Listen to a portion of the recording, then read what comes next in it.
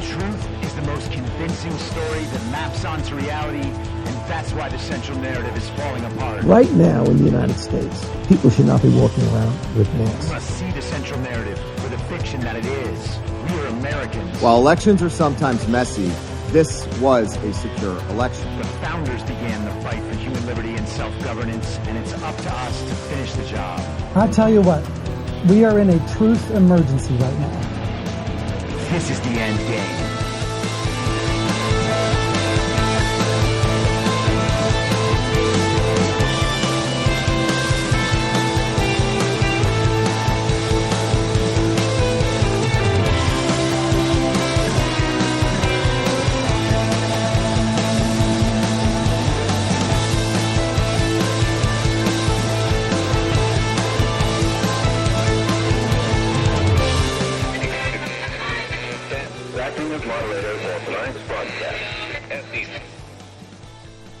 It's Tuesday, July 16th, 2024, the 1,273rd day of dystopia. I'm your moderator, Chris Paul. Let's be reasonable. A warm welcome and hello to all of you listening through a paid subscription at imyourmoderator.substack.com.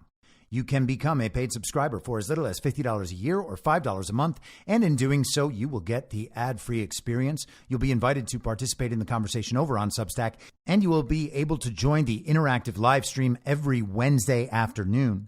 And if you can't or you simply don't want to, continue listening to the podcast for free on Substack, a wide variety of podcast platforms, and of course, Rumble. All I ask is that you share it with your friends. You can find the links to the podcast, the writing, the social media, and the merch site by visiting linktree.com/I'mYourModerator.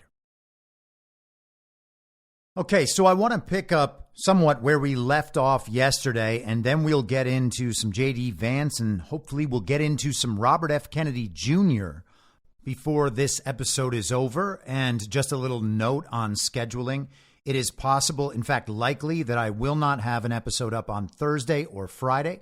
I might supplement those with some past episodes of my show on Badlands Story Hour, where my friend Burning Bright and I analyze Hollywood movies in parallel to this awakening process, looking for where they intersect in terms of how stories evolve. Various political and philosophical and psychological concepts that play out in the movie and speak to this very strange circumstance that we find ourselves in. And so if you haven't checked that out before, I hope that you enjoy it. I'm going to be traveling a few times over the course of the next month or so, some for business, some personal. Concluding with one of our Badlands media conferences, the Great American Restoration Tour. We'll be doing that in Deadwood, South Dakota in August. And I'm going to try missing as few shows as possible, but there will be no avoiding missing at least a handful. But hopefully you will all forgive me if you are currently caught up on all the episodes and up to date, and otherwise go back and listen to some past episodes, particularly if you're a more recent subscriber. I've said for years now, if you're intending to share this show with other people who aren't really accustomed to this line of thinking, and people who are just kind of beginning to get outside of that central narrative bubble, sometimes it's good to start them back 3 months or 6 months or a year, whenever they began that process of waking up and opening up to new ideas. It might be better to start them back a little way so that they can hear some things in the episode that have come to pass, in order to understand that what I'm discussing is actually quite grounded in reality.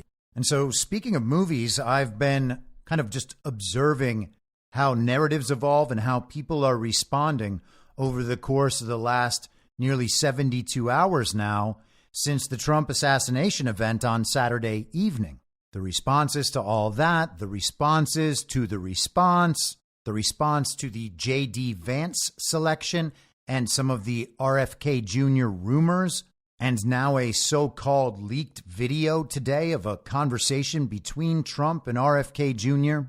And it seems like a lot of people are on edge, and that can be expected, obviously, after witnessing an attempted assassination of President Donald Trump. It's a jarring moment, and people are having a hard time wrapping their heads around it. What does this mean? How does this fit into the worldview that I subscribed to just prior? What does it mean to believe that nothing can stop what's coming and then see something like an assassination attempt on Donald Trump and wonder if maybe that's just incorrect? Is it dependent on Donald Trump being here and winning this election? Is it all about winning this election? Is that the final goal? I mean, that can't be the final goal, because assuming that it was possible to win a rigged election and nothing happens between now and then to change the status of the election's legitimacy, and everything was about Trump winning and he won, there's still a whole lot more to do.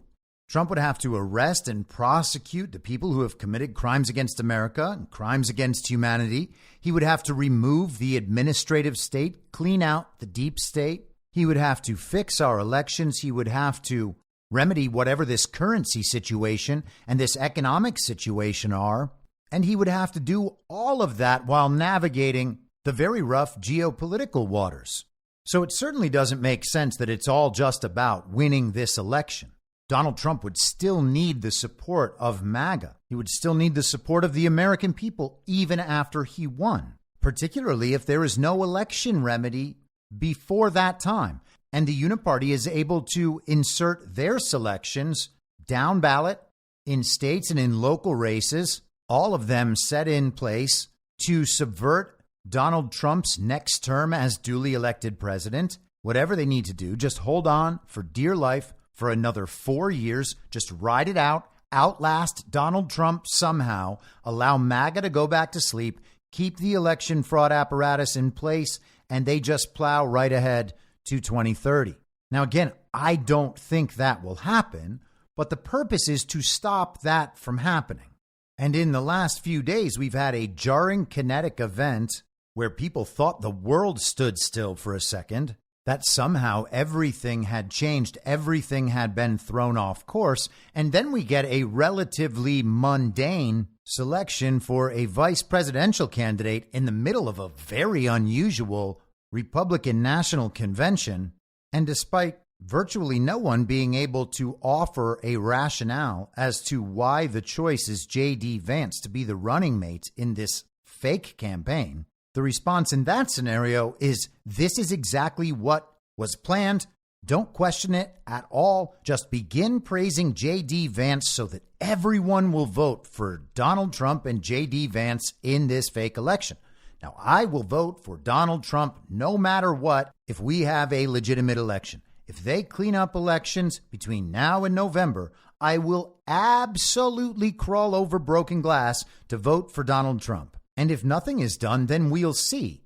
I'm not going to just commit myself to voting in an election I know to be legitimate and signal my consent to 4 years of no progress being made on the most important issue in American politics, aside from the currency situation. There's nothing unreasonable about that, and it does not fail to support Donald Trump. If elections are fake, they are simply a battle of narratives. If elections are real, they are also a battle of narratives, and they prove the result of that battle of narratives. But the point is, it cannot on one day be possible for the whole world to change and everything to be thrown off course irredeemably, and 2 days later for the plan to be right on track just as it always was, with each and every one of us committed to supporting whatever we are told to support. That cannot be the point. And in both scenarios, we have been told by people in the truth community that we should not question either event.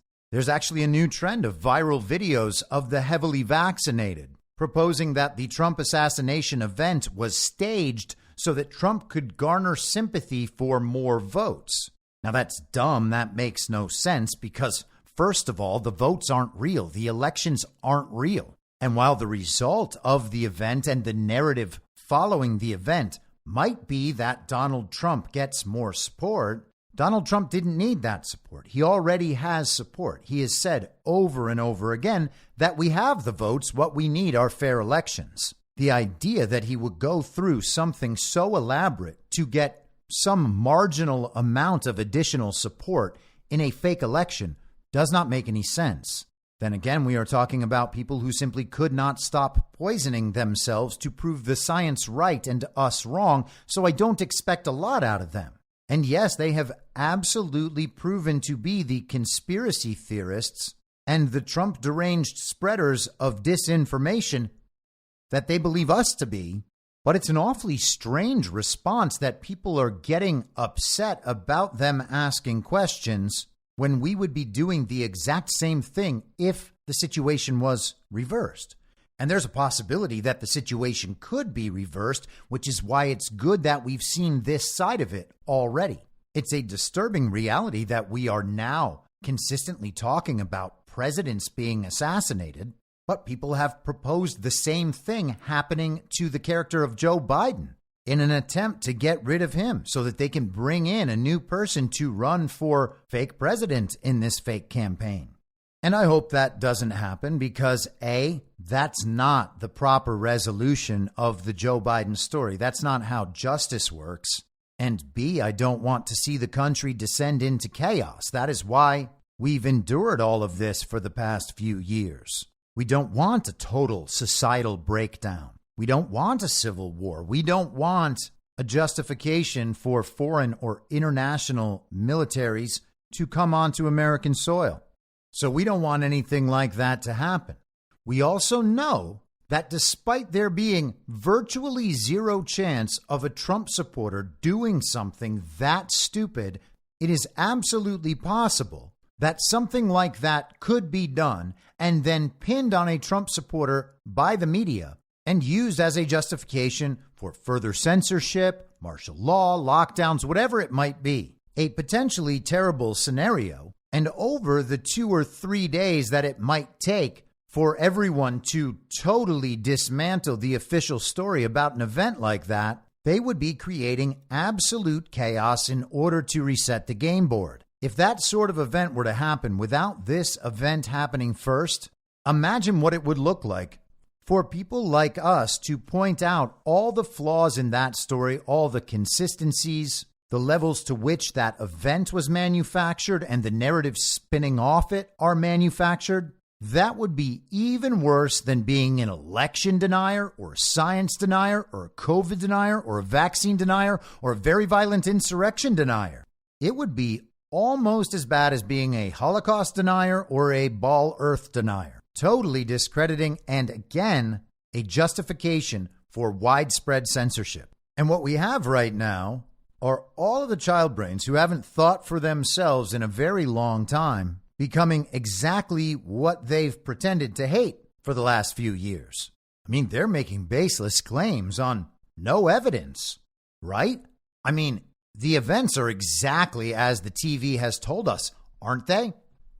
Here we are nearly 72 hours later. We still don't have really any absolutely certain confirmed details. Just a bunch of stories that still don't make any sense, and people attempting to wrap things up, place blame, and move on. And so I asked in a little poll on Telegram what people thought. I gave these options. We were watching a movie. Everything is real, natural, organic, and spontaneous. What we're watching is more like improvised set pieces, kind of a reality show style presentation where we know what the scene's going to be, but not exactly. Everybody's just kind of doing their own things within the confines of the scene and trying to deliver the proper messages, the proper emotional content. And I hope you all know that reality shows are almost totally scripted. The situations are contrived. The cast members of the show end up living lives in a way that enhances their television presence and the story and the character they're trying to project, much the way that social media influencers do. And then I gave the option of other interpretations, and some people have given some other interpretations. Some of them are very good. One that has come up a number of times is that this is God's plan and it's playing out as it will play out, and I'm totally on board with that. But in terms of what we're watching in public, we can tell that certain elements are definitely scripted, at least to that reality show level, where the scenes are set up and then the improvisation happens after that. I guess some level between that is kind of the soap opera style of things, and that's how you can think of at least the news, if not the events that the news is covering. We have a show filmed daily. The scenes are set up. The informational and emotional content is mostly, if not entirely, scripted, and they just get through it all really quickly. Soap operas are filmed at an unbelievable pace. The actors are meant to go in, hit their marks, give quality line readings, convey the proper emotions and drama, and then move right on.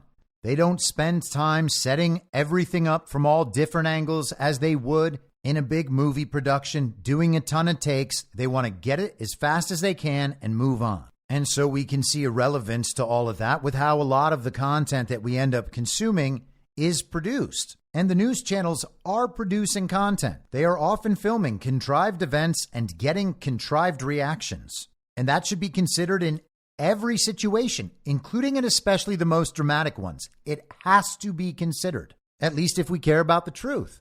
And that's what the real concern is when you start pursuing these sorts of theories. If you're going to say that everything is a show, or that everything is a movie, or that everything is under some plan, not God's plan, but just a plan that has been constructed by humans or perhaps even AI, which is worth considering, by the way, because AI can write news articles.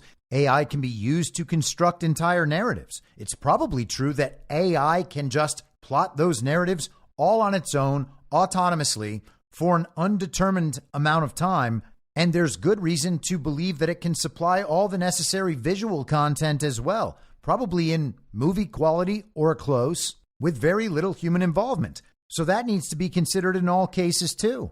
But for people who are content to just sit back and trust all of this, thinking that it's coming to some sort of endpoint in 3.5 months, and then everything is going to go back to normal somehow, I would just ask how. How is that going to happen? When does the movie end and everyone's told, oh, we're back in real life now? Now, there might be a convergence, and it just happens very subtly.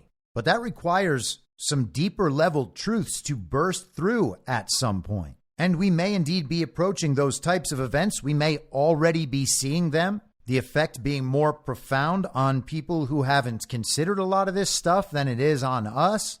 But if the movie never ends and everyone is just satisfied to keep watching a movie forever, observing a knowingly false reality on purpose because we approve of the people now telling the story, all we have done is switched from one side of the uniparty to the other. We have agreed that we approve of this sort of mass population control and mind control from the top down. And that's a pretty dark and strange place to be. That's many things, but a truth movement is not one of them. And you would have to wonder about the character of people who would want to project a movie to all of society as though it's real and use the control derived from the projection of that false reality to manipulate and exploit people while telling everyone that you're actually doing it from the good of your heart for the benefit of everyone. That's no different than what the communists tell themselves and others, and it's strange to me that we might adopt that same mindset just because it's interpreted to be that way based on some cryptic messages on an anonymous internet message board. This whole thing cannot just be about switching which movies we fall asleep to. And I have read this once on the podcast before, but I thought maybe this would be a good time to bring it up again. I want to go through an essay called Live Not by Lies by Alexander Solzhenitsyn. This is hosted at solzhenitsyncenter.org, and there's a brief introduction by Edward Erickson and Daniel Mahoney of a publication called The Solzhenitsyn Reader. They write, on the day Solzhenitsyn was arrested, February 12, 1974, he released the text of Live Not by Lies. The next day, he was exiled to the West, where he received a hero's welcome. This moment marks the peak of his fame. Solzhenitsyn equates lies, in quotes, with ideology, the illusion that human nature and society can be reshaped to predetermined specifications. And his last word before leaving his homeland urges Soviet citizens as individuals to refrain from cooperating with the regime's lies. Even the most timid can take this least demanding step towards spiritual independence. If many march together on this path of passive resistance, the whole inhuman system will totter and collapse. And here is his essay. There was a time when we dared not rustle a whisper, But now we write and read samizdat and, congregating in the smoking rooms of research institutes, heartily complain to each other of all they are muddling up, of all they are dragging us into. There's that unnecessary bravado around our ventures into space, against the backdrop of ruin and poverty at home, and the buttressing of distant savage regimes, and the kindling of civil wars, and the ill-thought-out cultivation of Mao Zedong, at our expense to boot. In the end, we'll be the ones sent out against him, and we'll have to go. What other option will there be? And they put whomever they want on trial, and brand the healthy as mentally ill. And it is always they, while we are helpless. We are approaching the brink. Already a universal spiritual demise is upon us. A physical one is about to flare up and engulf us and our children, while we continue to smile sheepishly and babble. But what can we do to stop it? We haven't the strength.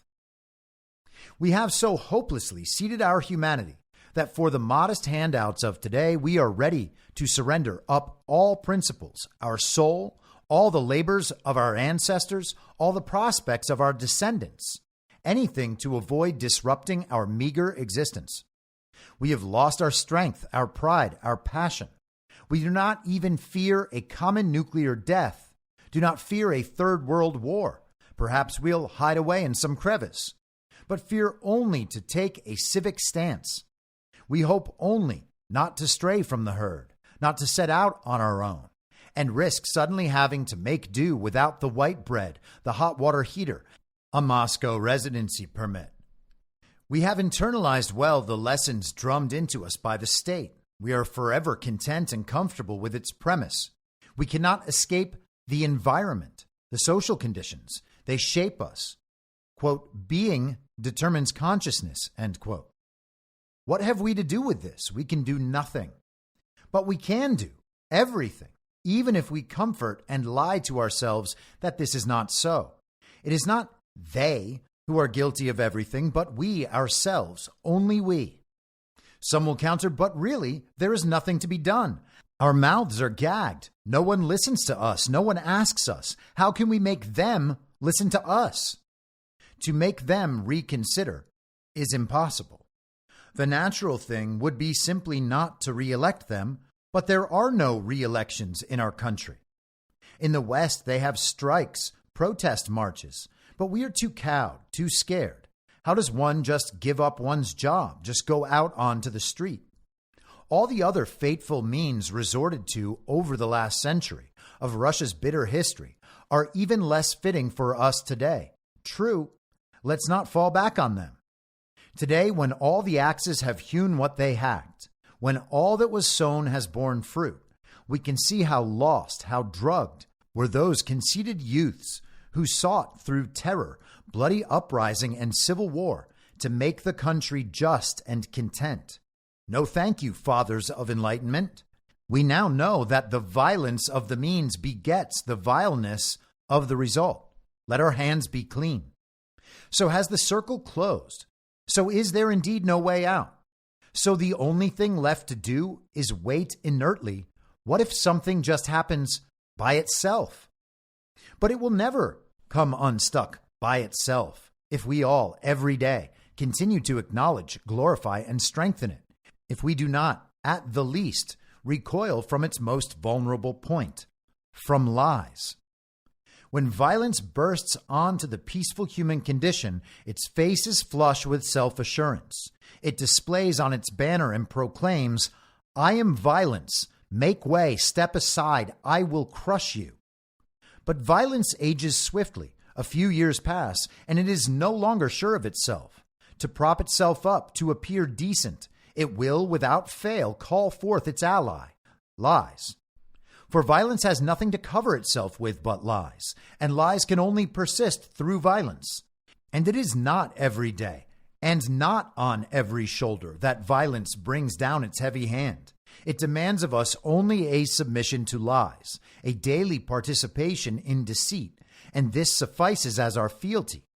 And therein we find, neglected by us, the simplest, most accessible key to our liberation, a personal non-participation in lies. Even if all is covered by lies, even if all is under their rule, let us resist in the smallest way. Let their rule hold not through me. And this is the way to break out of the imaginary encirclement of our inertness, the easiest way for us and the most devastating for the lies. For when people renounce lies, lies simply cease to exist. Like parasites, they can only survive when attached to a person. We are not called upon to step out onto the square and shout out the truth, to say out loud what we think. This is scary. We are not ready. But let us at least refuse to say what we do not think. This is the way, then, the easiest and most accessible for us, given our deep-seated organic cowardice. Much easier, then, it is scary to even utter the words, civil disobedience a la Gandhi. Our way must be never knowingly support lies. Having understood where the lies begin, and many see this line differently, step back from that gangrenous edge. Let us not glue back the flaking scales of the ideology, not gather back its crumbling bones, nor patch together its decomposing garb. And we will be amazed how swiftly and helplessly the lies will fall away, and that which is destined to be naked will be exposed as such to the world. And thus, overcoming our timidity, let each man choose. Will he remain a witting servant of the lies? Needless to say, not due to natural predisposition, but in order to provide a living for the family, to rear the children in the spirit of lies? Or has the time come for him to stand straight as an honest man, worthy of the respect of his children and contemporaries? And from that day onward, he will not write, sign, nor publish in any way a single line distorting, so far as he can see, the truth. Will not utter a line in private or in public conversation, nor read it from a crib sheet, nor speak it in the role of educator, canvasser, teacher, actor. Will not in painting, sculpture, photograph, technology, or music depict, support, or broadcast a single false thought, a single distortion of the truth as he discerns it. Will not cite in writing or in speech a single, quote unquote, guiding quote for gratification, insurance for his success at work, unless he fully shares the cited thought and believes that it fits the context precisely. Will not be forced to a demonstration or a rally if it runs counter to his desire and his will. Will not take up and raise a banner or slogan in which he does not fully believe. Will not raise a hand and vote for a proposal which he does not sincerely support. Will not vote openly or in secret ballot for a candidate whom he deems dubious or unworthy. Will not be impelled to a meeting where a forced and distorted discussion is expected to take place. Will at once walk out from a session, meeting, lecture, play, or film as soon as he hears the speaker utter a lie, ideological drivel, or shameless propaganda. Will not subscribe to, nor buy in retail, a newspaper or journal that distorts or hides the underlying facts. This is by no means an exhaustive list of the possible and necessary ways of evading lies. But he who begins to cleanse himself will, with a cleansed eye, easily discern yet other opportunities. Yes, at first it will not be fair. Someone will have to temporarily lose his job. For the young who seek to live by truth, this will at first severely complicate life. For their tests and quizzes, too, are stuffed with lies, and so choices will have to be made. But there is no loophole left for anyone who seeks to be honest. Not even for a day, not even in the safest technical occupations, can he avoid even a single one of the listed choices, to be made in favor of either truth or lies, in favor of spiritual independence or spiritual servility. As for him who lacks the courage to defend even his own soul, let him not brag of his progressive views, boast of his status as an academician or a recognized artist, a distinguished citizen or general. Let him say to himself plainly, I am cattle, I am a coward.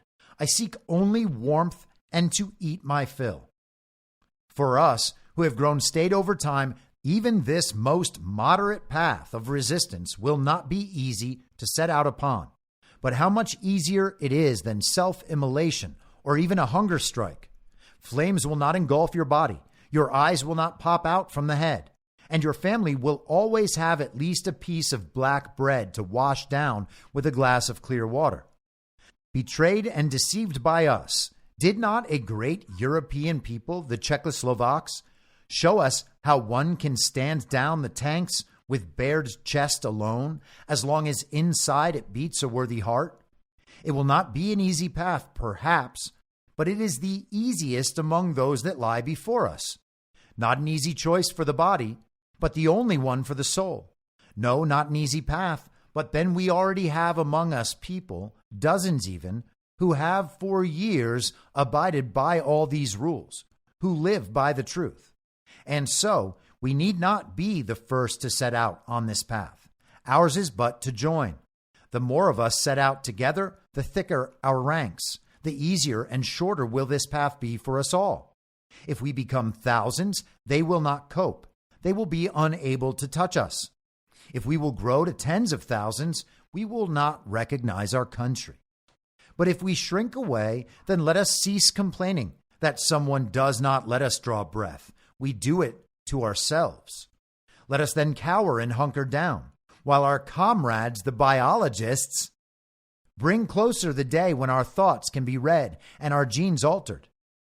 And if from this also we shrink away, then we are worthless, hopeless, and it is of us that Pushkin asks with scorn, why offer herds their liberation, their heritage, each generation, the yoke with jingles and the whip? He wrote that 50 years ago, knowing exactly the circumstances we deal with today. He even mentions the biologists and their lovely contributions to what they see as that perfect utopia just ahead. That really is what it comes down to. We have to refuse to live in a state of permanent lies and permanent falsehoods. And that is an ideal to reach for. It's not something that we're guaranteed to attain. It may not even be possible, but it's still something we can strive for and should strive for, which means we can't attempt to silence people who are trying to figure out what the hell is going on, even when it's our side telling all the noble lies. Now, if it happens to be the situation that the people had been so psychologically abused, so brainwashed and manipulated, so thoroughly indoctrinated into understanding the false reality as the only possible reality, that all of that needs to be unwound, working back through each one of these critical misunderstandings, these total inversions on a foundational and fundamental level, and all of the backwards morality evoked by this distorted understanding of what our reality actually is. And that can only be accomplished by the display of this ongoing story that may well be a true representation of real events that have happened, or of contrived events that might enlighten us about real events in a way that we misunderstood. Then so be it. But it actually has to accomplish that mission. And then it has to stop, or it has to evaporate, or it needs to take on some drastically diminished role, so that we don't begin just accepting this new world of lies as the actual reality. We rejected one brand of the false reality. We cannot just go out and replace it with a different brand. And we can't allow ourselves to be manipulated and corralled into that. And so it remains critical to question all of this. I meant to include this in the discussion yesterday, but on Sunday I wrote this post. Rather than arguing over the details of fictionalized versions of an official story, rather than playing imaginary black hats and white hats, maybe we should focus on the parallels between this event and all prior presidential assassination attempts, since the playbook repeats over and over again throughout time, cyclically, all around the world. The stories can't actually be all that different because They must contain all the necessary mental and emotional manipulations to achieve a consistent outcome among people who've been subjected to the same brainwashing. It has to repeat. The people who played along with COVID, lockdowns, masks, vaccines, the stolen election, the insurrection, fake wars, Russiagate, etc., are not people you can trust in critical moments. Don't trust anyone. Control your emotions and see what you see. Try to understand what they want you to believe, since that's the only thing they're honest about. They're actually required to tell the truth about that. And they're being very upfront about it.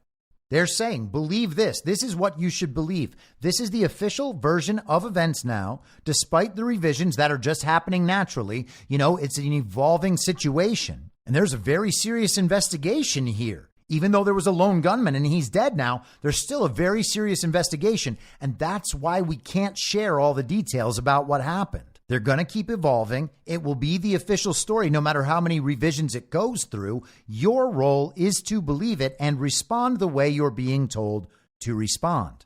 And we are being told how to respond by the people who have been absolutely dead wrong about every single important issue we've faced for the last 5 years. And they have driven people to make bad decisions, horrible decisions that ruined their own health, their own lives, destroyed their livelihood, destroyed their relationships with their friends and their families, and ultimately have been disastrous for this country. And I say that with the full understanding and confidence that we will emerge from that darkness. Now, if you've ever studied writing, whether it's film writing or novel writing or even essay writing, or maybe even just consumed a lot of all of that, then you understand, maybe even innately, that stories have a certain structure and they hit the same points. And that varies between different genres. But for instance, a rom-com, a romantic comedy, always has a moment called the meet cute moment, where the two love interests are introduced for the first time and they feel each other out and realize, oh, there's a spark there. That moment is going to happen in every romantic comedy. And then at some point, there'll generally be a first kiss, then there'll be a challenge in the relationship, and ultimately they either get back together or discover through one another what love truly is so that they can go on and live happily ever after. Or in Joseph Campbell's hero's journey, there will always be a moment where the hero first refuses the call. They don't want to change, the task seems too big, their motivations aren't correct, and they will avoid doing what they must do until the world changes without them and they are forced to change. These moments are always going to come up because the story requires them to come up. The story has to hit all sorts of different plot points and emotional points in order to be entertaining and captivating and have the desired emotional effect on the audience. And so if you are in the business of manufacturing a false reality to guide people's emotions, to traumatize them and create the necessary response to eventually guide their behavior and leave them open to manipulation at all times, you are going to have to structure the stories with all of that in mind. They need to hit all of these different emotional touchstones. And this is true no matter which time period, what location on Earth, or what the different details and variations of an individual story are, who the characters are, what the subject matter is, what the plot is. It's still going to have to hit a series of points to generate the proper interest and the proper emotional response that will then lead to a behavioral response. So the playbook has to be the same over and over again. Therefore, if we see a presidential assassination attempt, we can look to past presidential assassinations and assassination attempts, and we can look for the parallels. We can examine the details of each one of those events and look for the parallels to those details, to those plot points, to those motivations, to the excuses and the cover-ups and the rest of it. We can look for the parallels and match them up between events. And in doing this, we can actually understand more about both events at the same time. Because even if the kinetic event itself was totally organic, real, natural, even random, the narratives that spin off that event certainly are not random. Think about, for instance, a very natural disaster. All of those are totally random and cannot be man-made. That's why they're called natural disasters. So one of those happens in the real world. It has real world consequences, and then there will be a real world response. Is it going to devastate the lives of normal people? Well, that depends on the damages, and it depends on the response. But whose reputations will be affected by the way the event and the response are portrayed to the public? Is the leader of the response a friend or a foe of the regime, of the people who are disseminating the narrative? That will be the critical factor in how that leader is portrayed, and then how the public will perceive that leader on into the future, maybe forever. The narrative can be layered right on top of the very natural disaster. This real, organic, natural, random event still manipulates public attention in the same way as if it was scripted from beginning to end. And so, as I mentioned yesterday, think of the Kennedy assassination. Think of the attempt on Ronald Reagan's life. George H.W. Bush involved in both of those situations. The assassination event over the weekend comes right in the middle of whatever jockeying was going on behind the scenes for Trump's announcement of a selection of a vice presidential candidate. And while knowing that we are in a process of exposure and disclosure, rather than looking back at some of these historical assassination attempts and trying to draw parallels so that we can understand all of these events better, knowing that that's the purpose, we just continue to track the official story and protect the underlying quote-unquote truth of something that is incoherent and nonsensical, worried that if we actually pursue the underlying truth, we are going to make someone on our side look bad. Why would we even pretend at that point that we are telling the truth or seeking the truth? That's not what people are doing, and they're explicit about it. These are our lies, and we must protect them in order to wake up the normies. Or conversely, everyone other than us is incapable of discerning truth and thinking for themselves, so it is acceptable that a lie is displayed to them forever, and we will just continue marching forward in our own truth while intersecting with their world 24 hours a day and basically living as though that's the real world while understanding it's all based on lies. I mean, hey, if that's our fate, fine, then we deal with it. But it's not something we're supposed to choose for ourselves and work toward. And it seems like people are more concerned with potentially rocking the boat than they are with actually breaking through these lies and understanding their relevance in the scope of American history in an attempt to actually figure out how this country should move forward. And so, as I said, the official story has changed many times in the last 24 hours. That shouldn't happen, but it is happening. After spending the first couple of days with the official story being about a lone gunman, even though there were witnesses the entire time that described more than one gunman, we are now officially into the potentially more than one gunman phase. There have been mentions about another gunman up on the water tower, even further off than the shooter on the roof. There's some suspicion that there might have been another shooter behind the set of bleachers on Trump's left side, our right if we are looking at Trump from the crowd. CNN reported yesterday that an audio analysis of the shots suggests there may have been 3 shooters. The FBI had said on Sunday that there was just the one. Here's what they wrote about the audio analysis. The first 3 shots were consistent with alleged weapon A. The next 5 were consistent with alleged weapon B. And the final acoustic impulse was emitted by a possible weapon C, per audio analysis by Catalin Gregoris, director of the National Center for Media Forensics at the University of Colorado in Denver, and Cole Whitecotton, senior professional research associate at the same institution. Audio analysis has also confirmed that the gunman was about 360 to 393 feet from the podium, according to forensics expert Robert Marr. And that certainly is amazing. They can tell to such specificity how far away the gun was based on the sound. The conclusion aligns with CNN's analysis that the gunman was on a rooftop 393 to 492 feet from the podium when shots rang out. So thank goodness they matched up on the exact edge of that estimate, 393 feet. That's the magic number. The shots exemplify a crack-pop sequence, typical when a supersonic bullet passes a microphone before the, quote, arrival of the corresponding muzzle blast sound, end quote. Marr, who teaches audio forensics at Montana State University, told CNN.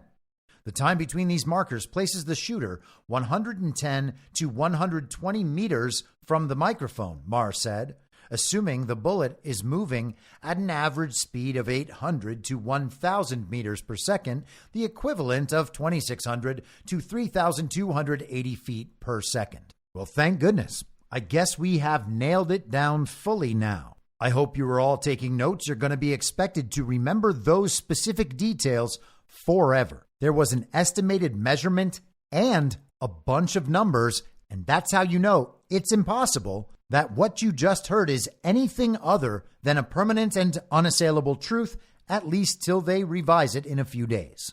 The news has printed comments from Secret Service Director Kim Cheadle saying, that building in particular has a sloped roof at its highest point. And so, there's a safety factor that would be considered there that we wouldn't want to put somebody up on a sloped roof. And so, the decision was made to secure the building from inside. And so we are being told that Secret Service agents were inside that building while this guy Crooks, the lone gunman, was up on the sloped roof shooting at the president that the people downstairs were assigned to protect. And it's also reported that the presence of a suspicious person with a gun on the roof was reported to authorities 26 minutes before the shooting happened. But it's probably all just a mistake. Mike Benz on X, formerly Twitter, wrote, they left it deliberately unguarded. This is an admission that they knew it was a real risk, but deliberately did not defend it. Elon Musk responded, writing, dumbest excuse I've heard in a long time. So an untrained kid can handle that simple roof no problem, but professional snipers can't? And just find a sloped roof somewhere. If you want to assassinate presidents? And he's right. It's ridiculous.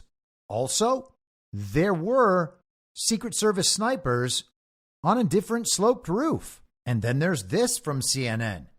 FBI has accessed Trump rally shooter's phone, but investigators are struck by lack of leads. Nearly 48 hours after the attempted assassination of former President Donald Trump, investigators are struck by the lack of leads they're finding about Thomas Matthew Crooks's mindset and possible motives for his attack. Even after successfully breaking into Crooks's phone and searching his computer, scouring his search history and bedroom, and interviewing his family and friends, agents still haven't found evidence that would suggest political or ideological impetus for the shooting, law enforcement sources told CNN. The FBI on Monday said in a statement that it accessed Crooks's phone and that investigators conducted, quote, nearly 100 interviews of law enforcement personnel, event attendees, and other witnesses, end quote. However, the FBI did not say what it found on Crooks's phone or on other materials. The investigative steps are part of the FBI's initial investigation of the July 13th shooting at a Trump rally. Authorities have previously said they believe that Crooks acted alone and that they have not yet been able to identify a motive for the shooting. Authorities say he fired multiple shots from a building rooftop just outside the rally venue before he was killed by Secret Service agents. The shooter's parents, who have been cooperating with law enforcement since the assassination attempt, have said Crooks did not appear to have friends and did not appear to have any political leanings, the official said. Now, let me read that once again. The shooter's parents, who have been cooperating with law enforcement since the assassination attempt, have said Crooks did not appear to have friends and did not appear to have any political leanings. Well, the parents don't appear to know him. We are told that the parents are both therapists and they have no idea who their son was? Absolutely all of this is preposterous. Have a listen to this from Fox News.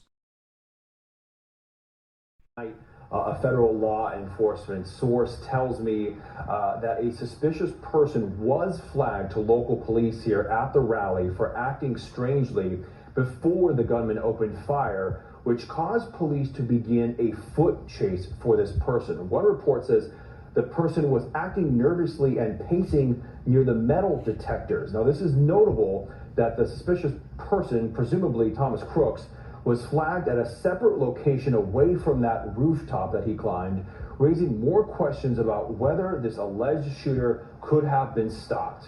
A senior federal law enforcement source telling Fox News there were multiple radio transmissions describing a search for a suspicious person after citizens reported this to local police. A local law enforcement leader confronted the individual at the rooftop.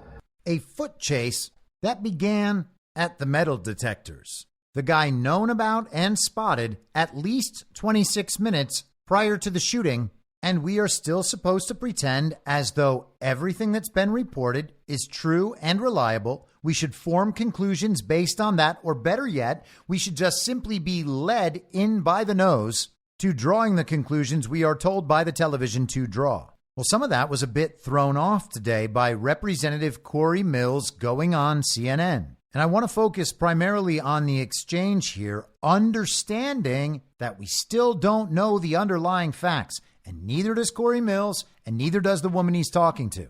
And this clip is about 8 minutes long if you've heard it and want to skip it.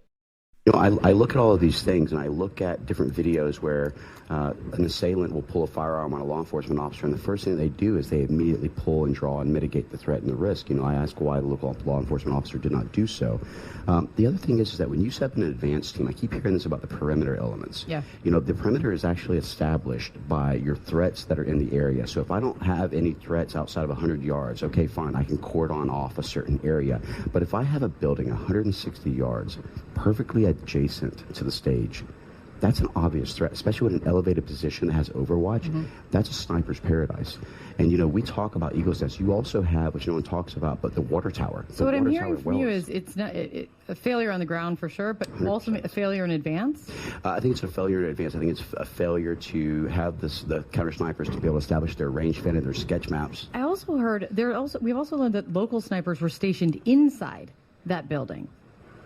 I haven't heard that piece of it yet, but that doesn't necessarily make sense unless they were actually in a window which was backed off, because a lot of times you'll get yourself in there. Sometimes you expose your rifle in a way to try and do a force protection or a show of force that actually stops things. Others are actually more tactical where they'll sit back a little bit, but a sniper for the law enforcement is only trained to shoot about 75 yards, unlike your counter sniper teams that are on set. But here's my problem. In having done this for so long, they always say the adage of ignorance is bliss, and I think that's true. I've done thousands of advances. I've done thousands of counter sniper operations with our teams in Iraq and Afghanistan, etc. The amount of negligence, the amount of mistakes that was made here, I have a very difficult time not leaning myself towards this was intentional as opposed to fecklessness. But wait, talk to me about that. I actually heard you say this right the day after, which I wanted to ask you about.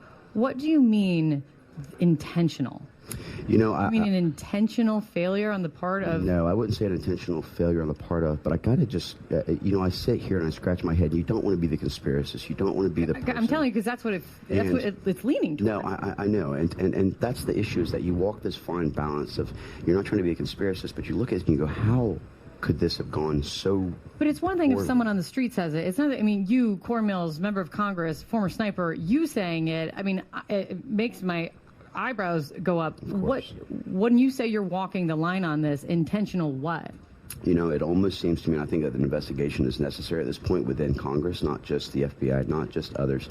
You know, I look back at it and I'm thinking, all right, for an individual, if you looked at the escalations and how they are trying to approach him, let's just say that it was like, okay, first we want to censor and silence you, then we want to indict and imprison you.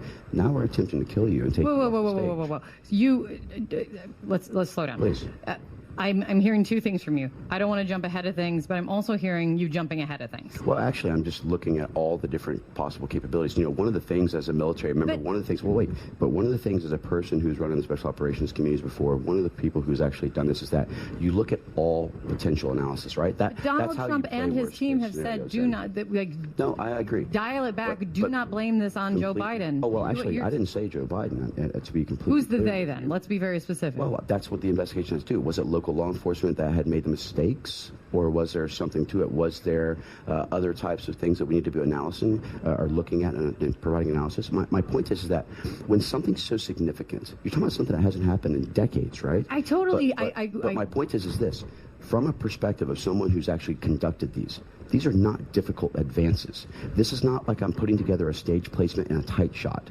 This is about looking at your surroundings.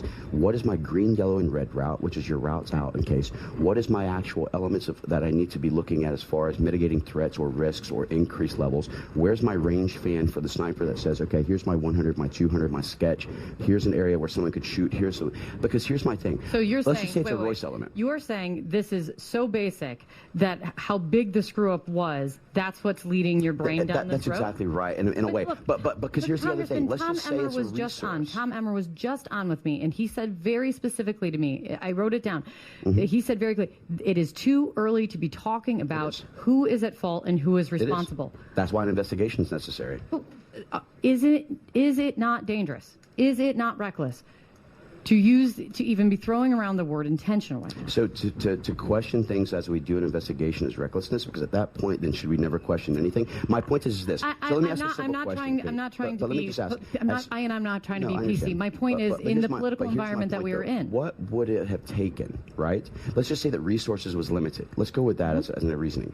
So how many times have you seen where they just put a police car inside of a parking lot with not an officer in it and just leave the lights on as a deterrent? Why couldn't that have been a simple thing that was placed in? Why couldn't we have said to the owner of the actual AGR company, hey, look, we don't want to disrupt your business, but we also want to make sure your parking lot is clear of people trying to park in there for the rally. Why don't we place an officer there? My point is that this was too easy of a solution. And when I think about 160 I'm just so uncomfortable with even having I'm uncomfortable with having to say it. Trust me, my whole point is that I would like to look at this and say, where was the mistake made? How can we correct it in the future? Why was this actually done? But I think that this does warrant a J13 type commission where we can actually look at it and say, let's investigate and find out why this happened so it doesn't happen to anyone. This is not about a political thing. This is about we had an attempt to assassinate a president. Mm-hmm. We really need to understand what a serious matter this is. And this was a milliseconds or millimeter difference between this being an attempt and this being an assassination. And I can tell you, at 160 yards, Kate, just to give you an idea, your off-the-shelf rifle shoots what they call 1 minute of angle at every 100-yard line. So at 100, it's 1 inch. 200, 2 inches, etc. So now you're talking about 1.6-inch grouping capability of a rifle off a manufacturing line. Your average human being, because we used to do this in understanding sniper training, you're 20 inches shoulder to shoulder, 40 inches head to waist, and you're 6'8" in your average head size. These are kind of the dimensions that you look at as an average. You're talking about a 1.6-inch grouping for multiple shots on a basic rifle. We're blessed, and I do believe in divine intervention, so I am a person of faith. Mm-hmm. I can't explain one. I hope that it was a corrugated roof and maybe he slipped off on one of the edges of the corrugated roof or he was rushed. But the whole thing, I think, just needs to have a better explanation so that the American people and everyone can feel comfortable. And I think that's why people are saying pump the brakes, because we've seen conspiracy theories, honestly, on the right and the left. I just said Donny O'Sullivan on that it's already going like wildfire. This is the kind of political environment that they're saying it's too hot and people are jumping to too many conclusions. Well, that's why I am so uncomfortable. As a military member, one of the things that we do is we what if scenario everything in the world, right? That's how I know, but I don't know. I'm just saying when if I it's look at the what if that you talk about maybe in an investigation and the what if that you are presenting on live television. I don't know. It's just... Well, so, listen, I'm a public official. Yes. Anything that I do, anything that I say in the public. I don't try and hide it in private. I think that the American people need transparency, accountability, and accessibility to the elected officials, not to try and hide behind what we want to look at. And I also think that if the American people know that we're questioning these things as well, it puts them at rest to at least know, why aren't they at least looking into this? We should look at every single situation which is of this significance. We should look at it from multiple angles to ensure that nothing is left out, nothing could be potentially claimed as being covered up. Yeah. We need to have more transparency to the American people, and I think that's what everyone deserves. But a full investigation. Full investigation. Before anyone That's right. points at fault. That's exactly right. And that's why I say I have not made an accusation of something. I just want to make sure we're covering our bases to ensure that we get a proper investigation at all levels to ensure this doesn't happen again and that our president can be safe. Congressman, thank you for coming in. Thank you very much. Now, that is being described in the clickbait post containing that video as the CNN host losing it. And I have definitely seen some CNN hosts lose it. I agree that maybe she was a little overcautious in trying to tamp down anything that could be classified as conspiracy thinking. But Corey Mills is 100% right. He's a congressman. He's a public official. He has a duty to be truthful and transparent with the American public. And there's a whole lot of weird stuff swirling around this event. The solution is not to keep everything private and try to protect and preserve the official story as it gets changed by trusted voices from the authoritative source, making sure that only the approved truth of a given moment gets broadcast on CNN's sacred airwaves. All of the information that's out there should be addressed, and it should be approached with an open mind, understanding that there are a lot of interests and a lot of differing motivations among the people who are attempting to tell us what happened and what to think and what to do about it. And then things got even stranger. This is from CNN this morning. Exclusive: Secret Service ramped up security after receiving intel of Iranian plot to assassinate Trump. No known connection to shooting. And we won't go through the whole thing, but U.S. authorities obtained intelligence from a human source in recent weeks on a plot by Iran to try to assassinate Donald Trump, a development that led to the Secret Service increasing security around the former president in recent weeks. Multiple people briefed on the matter told CNN, well, why can't any of them just put their names on the record? There's no indication that Thomas Matthew Crooks, the would-be assassin who attempted to kill the former president on Saturday, was connected to the plot, the sources say. The existence of the intelligence threat from a hostile foreign intelligence agency and the enhanced security for Trump raises new questions about the security lapses at the Saturday rally in Butler, Pennsylvania, and how a 20-year-old man managed to access a nearby rooftop to fire shots that injured the former president. And we are right back, by the way, to the one-shooter theory. CNN published an article yesterday suggesting as many as 3 shooters based on the data and the numbers and the science from people at real universities. But that was not enough to change the official story. The official story is just about this 20-year-old who was a total unknown even to his own parents, the therapists. A U.S. national security official said the Secret Service and Trump campaign were made aware of the threat before Saturday's rally. Quote, Secret Service learned of the increased threat from this threat stream, the official told CNN. NSC directly contacted U.S. Secret Service at a senior level to be absolutely sure they continued to track the latest reporting. U.S. Secret Service shared this information with the detail lead, and the Trump campaign was made aware of an evolving threat. In response to the increased threat, Secret Service surged resources and assets for the protection of the former President Trump. All of this was in advance of Saturday. And how about this little nugget? Secret Service officials have warned the Trump campaign repeatedly against holding outdoor rallies, which pose greater risks than events to which the agency can better control access. People briefed on the matter said. The warnings have been more general in nature, the sources said. Yeah, you wouldn't want Trump to have massive rallies with tens of thousands of supporters, sometimes multiple times a week, showing the country how popular Donald Trump actually is. You can't have that. It's a security concern. CNN notes that the permanent mission of the Islamic Republic of Iran to the United Nations denied there is an Iranian plot to assassinate Trump. These accusations are unsubstantiated and malicious. From the perspective of the Islamic Republic of Iran, Trump is a criminal who must be prosecuted and punished in a court of law for ordering the assassination of General Soleimani. Iran has chosen the legal path to bring him to justice. A spokesperson for the mission told CNN. So Iran hates Trump and wants to arrest him, but they do not want to shoot him. Now, as I mentioned earlier, we're not supposed to question the details about the assassination event for fear that we might prove the wrong story true and end up throwing absolutely everything off course, even though these are intentionally exposure and disclosure events and narratives spinning off the events. It makes us uncomfortable to pursue these things further than the TV characters are willing to pursue them. They're given all the best information by their sources, who are certainly in the intelligence community, but we're going to pretend they're not, or we'll pretend that they are the most reputable people to get information from, just as the hosts on MSNBC and CNN do every time they bring on James Clapper or John Brennan or Peter Strzok or the rest of the intelligence and law enforcement personnel they routinely bring on television and portray as authoritative sources because they're the ones on the inside. They know the secret information, so now they're going to tell you the secret information, and you can trust their secret information because they're the sorts of people who get told all the secrets. That's what makes them authoritative sources. They're divulging all those very important secrets to us, and we can trust that they're telling the truth.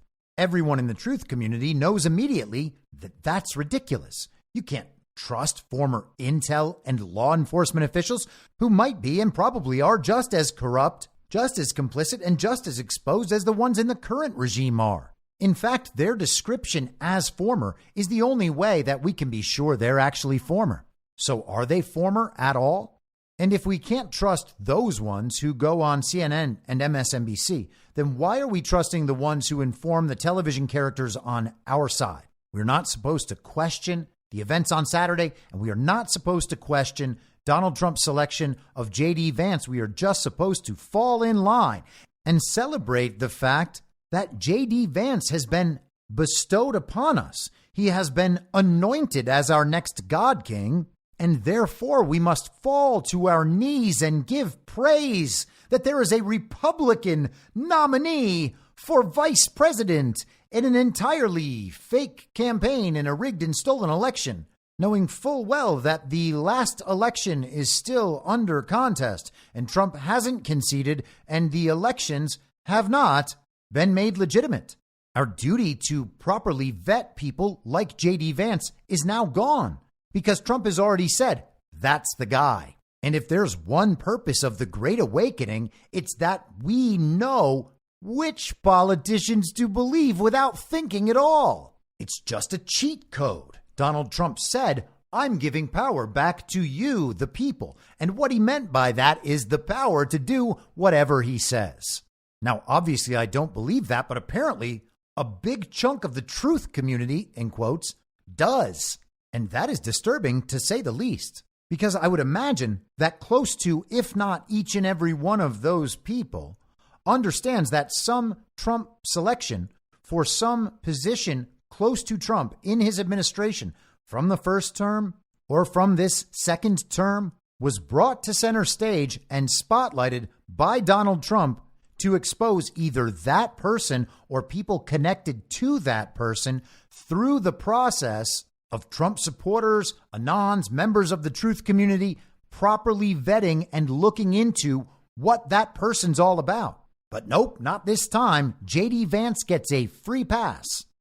Now, I said yesterday, I don't mean to cast any aspersions on JD Vance. He might be a wonderful man. He used to be Never Trump. He said a lot of not so nice things about Donald Trump in the past, but I said not so nice things about Donald Trump in 2015 and 2016, and probably for a little bit of 2017.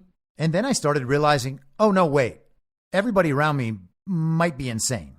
And so I certainly can't knock another person for having been wrong about Donald Trump, knowing that the television was manipulating any susceptible viewers into believing that Donald Trump was basically Adolf Hitler hated everyone under the sun, was stupid, incompetent, ignorant, an egomaniac, had terrible judgment, poor character, a spotty history. They drummed up a veritable hate movement against Donald Trump and his supporters. And to the extent that we were susceptible to that brainwashing and manipulation, we went along with it. I went along with it for a time. I can't blame JD Vance for going along with it too, if that indeed is what he did. But it's also entirely possible that he was pursuing other motivations and that he changed to now being pro-Trump for bad reasons. I don't think that's true, but we have to allow for the possibility of it being true. And regardless, we've got to properly vet the man. I mean, we're going to vote for this man to be one heartbeat away from the presidency, right? I mean, our votes don't count, and there might not be an election, but at least theoretically, that's what we're doing. We are giving JD Vance close access to an extraordinary amount of power. And it's being suggested that we go along with that simply because Donald Trump chose him as a running mate in an election we know to be fake, as though there is nothing else that he could be doing. And people have apparently accepted this notion while understanding the long roster of people who Trump has brought into an administration or maybe even into a closer inner circle who have fallen out with Donald Trump or seemingly betrayed Donald Trump, but who have also, because of the attention applied in their direction, been the catalyst for exposure and disclosure across a whole range of issues. We are not supposed to consider that that may be what this is. We are just supposed to thank Donald Trump for anointing our new God King, believe whatever we're told to believe for the next 3.5 months, and then cast our votes in an election we know to be rigged. People in the truth community tell us that is what's supposed to happen. Well, I'm going to go ahead and pass on that. You all can pursue that strategy if you like. I will not be on board. This is from Business Insider today. Peter Thiel plays kingmaker again as Trump picks JD Vance for Veep. The first day of the Republican National Convention in Milwaukee was not just a monumental moment for former venture capitalist JD Vance, but a defining moment in the career of another venture capitalist, Peter Thiel. For 39-year-old Vance, the now Ohio senator, picked by Donald Trump on Monday to be his running mate in the Republican Party's battle for the White House, a career in politics, let alone a position as the right-hand man of the former president, may never have happened without an early bet from Silicon Valley's top kingmaker. While Vance made his push in politics apparent with his memoir, Hillbilly Elegy, in 2016, it was Thiel, the billionaire co-founder of PayPal and defense contractor Palantir, with deep ties to fellow Trump supporter Elon Musk, who would go on to play an outsized role in helping Vance's career rocket. In his VP announcement on Truth Social, Trump praised Vance's, quote, very successful business career in technology and finance, end quote. However, President Joe Biden called out Vance for talking, quote, a big game about working people despite wanting to, quote, raise taxes on middle-class families while pushing more tax cuts for the rich, end quote. And of course, that's just total fantasy and nonsense. Of course, this is not the first time Thiel has helped propel those he favors into the spotlight. The 56-year-old, who's worth just over $11 billion, according to Bloomberg, has a long history of putting figures of his choosing on a path to glory. For Vance, Thiel's influence left its first mark when he was still a student. In 2020, he recalled his first encounter with the investor in 2011. After Thiel turned up at his law school at Yale to give students a run-through of classic Thielisms. Corporate ladder climbing could subject a person to a life of meaninglessness, Thiel said. The quote-unquote technological stagnation gripping a society that could tweet but didn't have a solution to problems such as dementia and energy use that, quote, increasingly dirtied the planet, end quote, needed a rethink, he said. Vance, who admitted he had no idea what to expect at the time, said the talk was the significant moment of his time at Yale Law School. This helped explain a consequential move he made in the mid-2010s, joining Thiel's J.R.R. Tolkien-inspired investment firm, Mithril Capital, as a junior investor. Following a 2-year stint at Mithril, Vance joined Revolution, a firm co-founded by former AOL chairman Steve Case. Thiel later invested heavily in Vance's venture capital firm, Narya Capital, also backed by Mark Andreessen of Andreessen Horowitz and former Google CEO Eric Schmidt. Vance's business career wasn't all roses. He also served on the board of the agricultural startup App Harvest, which faced lawsuits for overstating numbers, such as retention and hiring, and misleading investors in public statements. App Harvest filed for bankruptcy in 2023. It was during his early years as an investor that he published Hillbilly Elegy, his coming-of-age story in a working-class Ohio family. Though the 2016 book didn't mention Trump, to many of its readers, it provided a glimpse into the minds of his supporters.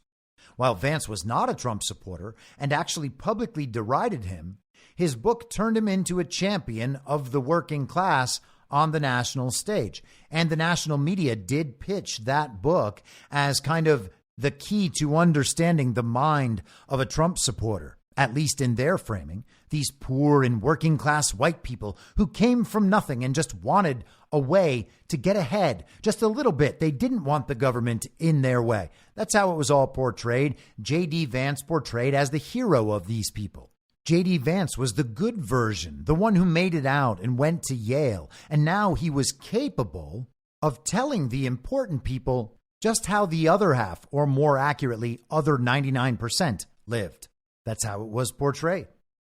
Vance's relatively short history in the VC world then had clearly given him and Thiel clear exposure to each other, allowing a relationship to foster that would turn the billionaire into the senator's biggest backer. Thiel also got a shout out on the acknowledgments page of Hillbilly Elegy. The former PayPal CEO has given $15 million to Vance's campaign, Politico reported, the largest donation ever given to one Senate candidate. Thiel also reportedly accompanied Vance to Mar-a-Lago to seek Trump's counsel prior to announcing his Senate run in 2016.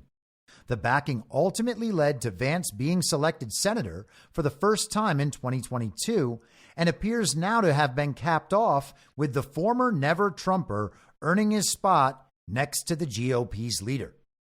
It's not Thiel's first attempt to play kingmaker. The entrepreneur has always stood out as a conservative figure in the relatively left-leaning Silicon Valley, but in recent years has become an increasingly dominant figure in the Republican Party. One of Trump's biggest donors in the 2016 presidential campaign, Thiel has reemerged as a key player in the MAGA movement after largely sitting out the 2020 election. In November 2023, he gave an interview to The Atlantic about his disappointment with Trump and announced he planned to cut off Republican politicians in 2024. However, he reportedly donated more than $20 million to support 16 Republican candidates in the midterm elections. Thiel also appears to have pulled some of his Silicon Valley strings to advance Vance's campaign.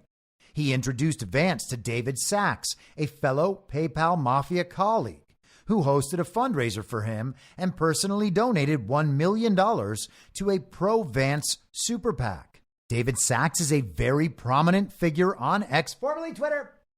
He's also involved in the All In podcast, those four very smart billionaires who interviewed Trump a few weeks ago, totally clueless about most of what's happening or just hiding how truly informed they are in order to wake up the normies.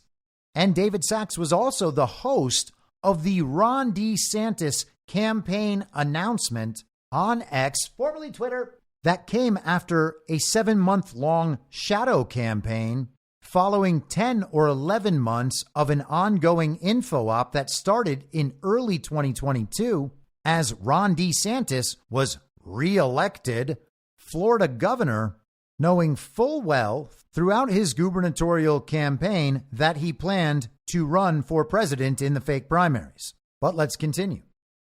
At a June San Francisco fundraiser organized in part by Vance, Sachs thanked him.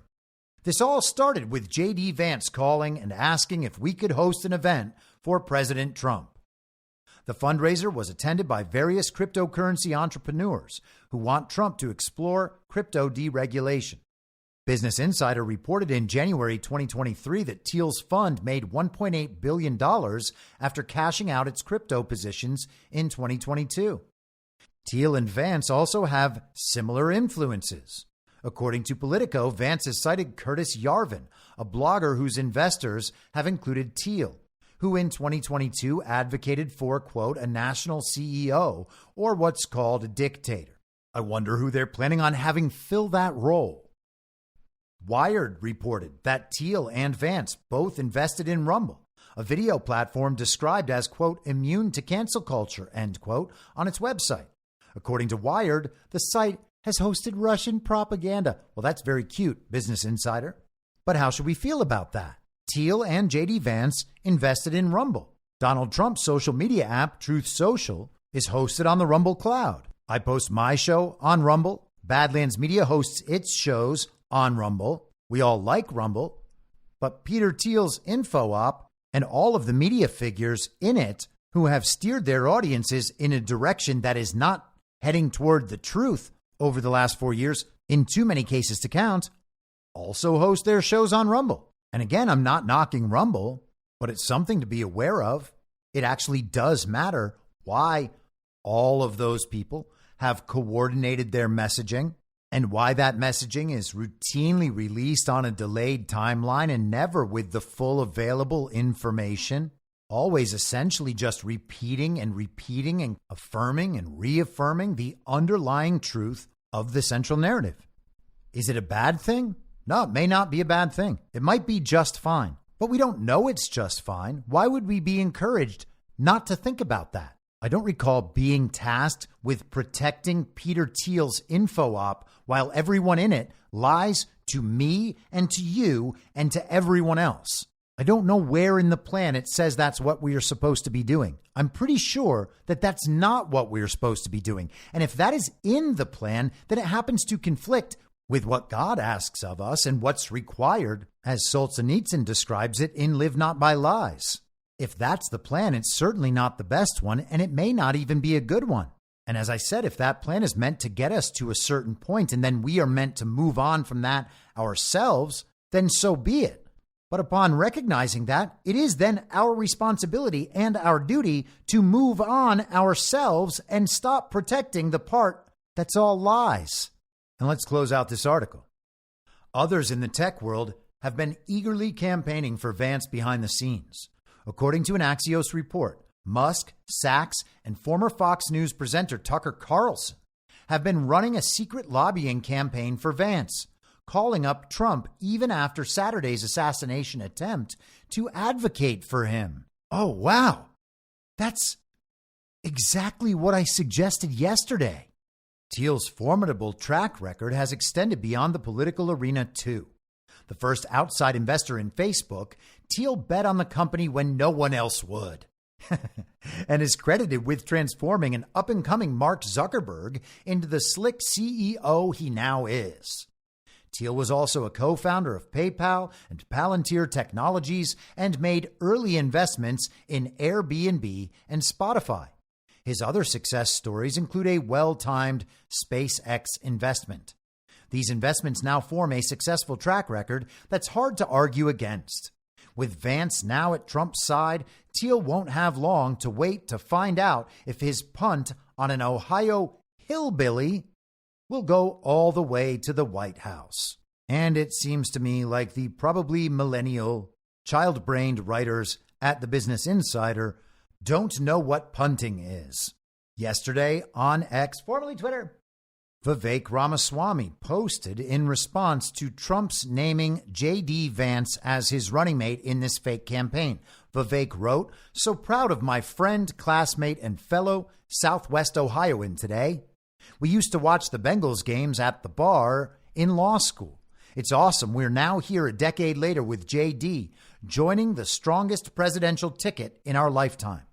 he'll be an outstanding vice president. And he goes on. David Sachs quote tweeted and added, "And we need the brilliant and talented Vivek Ramaswamy playing a major role in the next administration."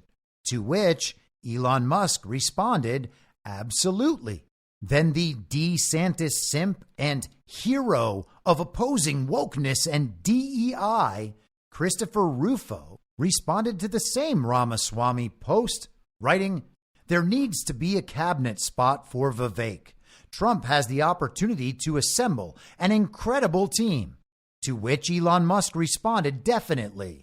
As we noted yesterday, the Daily Wire is the world's leading producer of trans content, and their number one TV character in the field of trans content production, Matt Walsh, who does nothing but produce trans content 24 hours a day, 7 days a week, wrote on X, formerly Twitter, "Very happy with the JD Vance pick. He's a formidable political talent and excellent assassination insurance. Trump's enemies will not want to leave Vance in charge. Great choice by Trump." And I read it that way because Matt Walsh is so manly. That's what his beard means, despite his obsession with transsexuals. Elon Musk responded, "Assassination insurance." Gad Saad, an admitted Mossad agent, wrote, "The best part of having picked JD Vance as a VP running mate is that it provides the movement continuity after Donald Trump is no longer able to serve. This has to be an ongoing movement and not a temporary glitch in the evil progressive system. The U.S. needs to win the culture wars, which the leftists have been able to completely dominate, especially by promulgating parasitic ideas from academia. Hence, it is a 30 to 50 year long battle for the minds and souls of the American people. Roll up your sleeves and, in the immortal words of Donald Trump, fight, fight, fight." Well, Gad Saad is a Canadian in academia who is Israel first and a normie. Why are all of these people who are interconnected in this info op so pro JD Vance? Don't any of them think, we could have done better? And it's weird that he's even picking someone since this is a fake election. Nope, none of them think that. They just focus on how good JD Vance will be after Trump is out of the picture. It's been reported that Vivek Ramaswamy might run for JD Vance's Senate seat. So JD Vance gets called up to the big leagues, and his replacement is already chosen. It's Vivek Ramaswamy, fellow Yale Law School graduate, the school where George H.W. Bush was a member of Skull and Bones, the same George H.W. Bush who was involved in the presidential assassination of John F. Kennedy and the attempt on Ronald Reagan's life. And yes, the Bush family and all its cronies pushed Ron DeSantis and pushed Nikki Haley. They wanted anybody but Donald Trump. But now that it is Donald Trump, everybody they pushed is our new ally. And none of it, and I mean none of it, has anything to do with this assassination attempt that all of the same people are describing in all of the same ways, letting us know how we should feel about it. This assassination insurance narrative is being pushed really hard. Why is that? We were told throughout the day yesterday that the deep state is horrified of JD Vance. Oh, and the left is panicking over Trump's selection of JD Vance. Why? Are we really going to pretend that anyone is more scared of JD Vance than they are of Donald Trump? We talked about how Trump discussed assassination insurance, or maybe more appropriately, removal insurance. They can't get rid of Joe Biden because Kamala Harris is there right behind him. It was Joe Biden's best decision to choose Kamala Harris as fake vice president so that he could never be removed from the role of fake president, just on the basis that no one wants to turn that important job off to Kamala Harris. But that wouldn't be the situation with JD Vance. We're told JD Vance is even more competent than Donald Trump, smarter, younger, even more ruthless, though he hides it under the veil of being the sort of establishment normie that will say whatever he's told to say by people like Peter Thiel. Trump routinely at this point inserts ideas and phrases and words into the public conversation before they come up in other seemingly unrelated contexts. And he did that last week with the idea of the vice president as an insurance policy. Now we hear nonstop about how Trump had to select JD Vance as assassination insurance. Elon Musk and David Sachs and even Lord Tucker Carlson all advocated for the selection of JD Vance after the assassination event. So how is JD Vance assassination insurance? It's not that they'll protect Donald Trump at all costs because JD Vance is incompetent and unable to do the job, a la Kamala Harris. And it's not because JD Vance is scarier and more ruthless. That's absurd. I mean, unless there's some scenario where he pushes Bitcoin harder and faster than Donald Trump, but that's not even really a thing. People are going to adopt that on their own. That will accelerate just fine under Donald Trump. And so it's hard not to consider that what they're saying is this will ensure no more attempted assassinations of Donald Trump because the people trying to assassinate him have already gotten what they wanted. Now, I don't want to think that. I want to think all of these people are good people, but I'm not sure how else we can take this. Maybe it's comms. Maybe this is just above my pay grade, but Matt Walsh knows for sure. Otherwise, it's hard to say what that could be about. And there are a couple more associations worth noting. JD Vance's wife, Usha, is an attorney at a law firm called Munger, Tolles, and Olson. And among their clients are Google, Disney, Bank of America, PG&E, BNSF Railroad, Intel, Fortress, and Berkshire Hathaway. And again, maybe she does wonderful, honest work with great integrity on behalf of her clients, but the two of them are directly in the hornet's nest. And that's all good. Somebody has to be there. Somebody has to do that, but it's still worth our consideration. Liz Crokin also noted on X, formerly Twitter, JD Vance served on the board of the With Honor PAC, which Jeffrey Epstein's close pal and alleged co-conspirator Lex Wexner funded. Wexner is one of the wealthy elites who has made big donations to this PAC. Vance also headlined an event for the Columbus Academy in the quote-unquote party barn at Wexner's residence. Less than a month after, Wexner made a donation of over $295,000 to the With Honor PAC. People are also exploring connections between Ukrainian energy companies and political power players in Ohio via Ihor Kolomoisky, who was the Ukrainian oligarch of Privat Bank, who backed the comedic actor Volodymyr Zelensky. And we may well explore that in the future. I'm not going to take the time right now, but I would encourage you to go to cleveland.com, August 5th, 2020, Ukrainian oligarch at the center of Cleveland raid, described as ruthless businessman who laundered millions, records say. And then there was this post from Sputnik Africa today on Telegram. Trump has become Zelensky's personal enemy. There will be a Ukrainian trace in the assassination attempt case, says Ukrainian politician. Viktor Medvedchuk, leader of the Other Ukraine movement, noted that U.S. presidential candidate Donald Trump has repeatedly stated that he is capable of bringing peace to Ukraine. However, peace means the loss of power to the Nazi regime of Zelensky and his American handlers from the Biden administration, Medvedchuk emphasized. Mr. Trump, he says, I believe that your actions have caused the Ukrainian neo-Nazi Zelensky to view you as his personal enemy. He is likely to use all possible means to prevent you from winning the presidential election. I am certain there will be a Ukrainian trail in the assassination attempt on you, Medvedchuk wrote.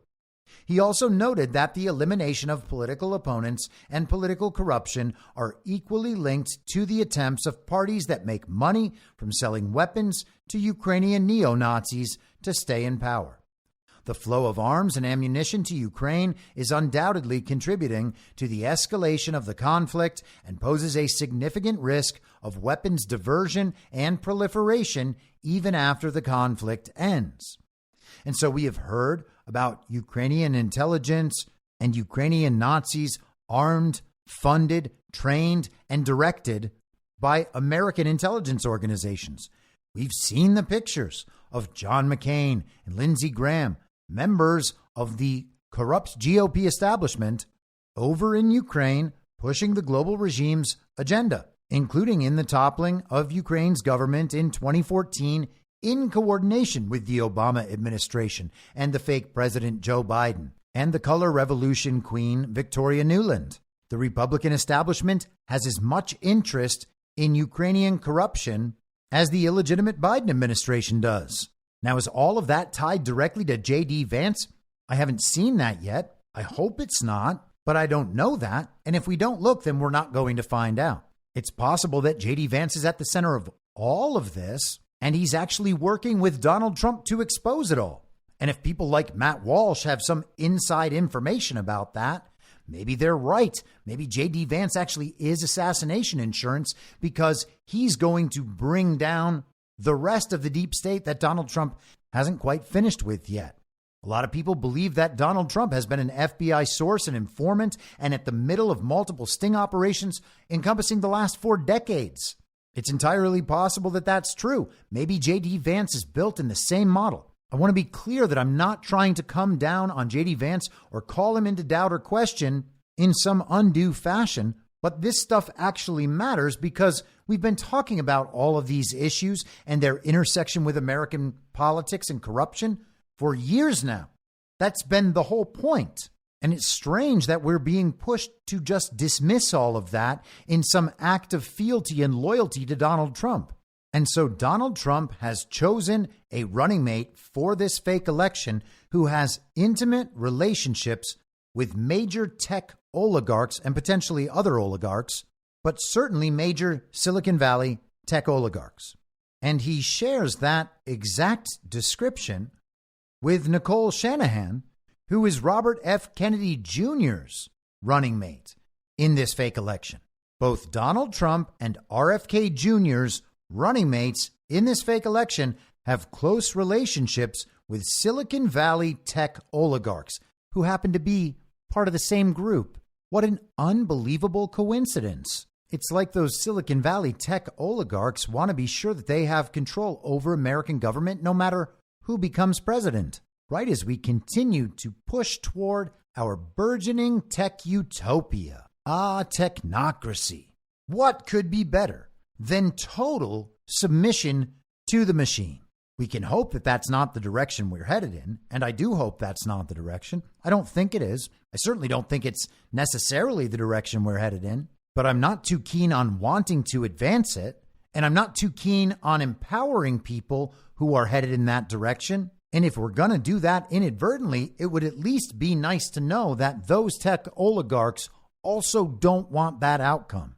But hey, our new God King has already been anointed, and it's our duty just to play along. You see, that's the plan. We just do what we're told forever, but now we do it in favor of the good guys who happen to be pursuing the same agenda as the bad guys, but they say things that we like instead of things that we don't like. And we're not the ones being censored. In fact, we are the ones encouraging the censorship of the people saying the things that we don't like. And once you discover the power of silencing dissent, well, you might as well silence dissent on your own side, too. So thank goodness we have those tech oligarchs who can enable that. I mean, sure, nothing can stop what is coming, but we don't want to steer the plan off course by pursuing the truth about our new God King anointed by Donald Trump just yesterday as his running mate in this fake campaign. Now, we talked yesterday about RFK Jr.'s kind words to Donald Trump after the assassination event. We talked about Donald Trump's comments on Truth Social and how he believed that Robert F. Kennedy Jr. should be given additional Secret Service protection, and how strange a request that was, considering that we were told the Secret Service just failed spectacularly in allowing this assassination event in the first place. And Alejandro Mayorkas, the illegitimate Secretary of Homeland Security in the illegitimate Joe Biden administration, announced that Robert F. Kennedy Jr.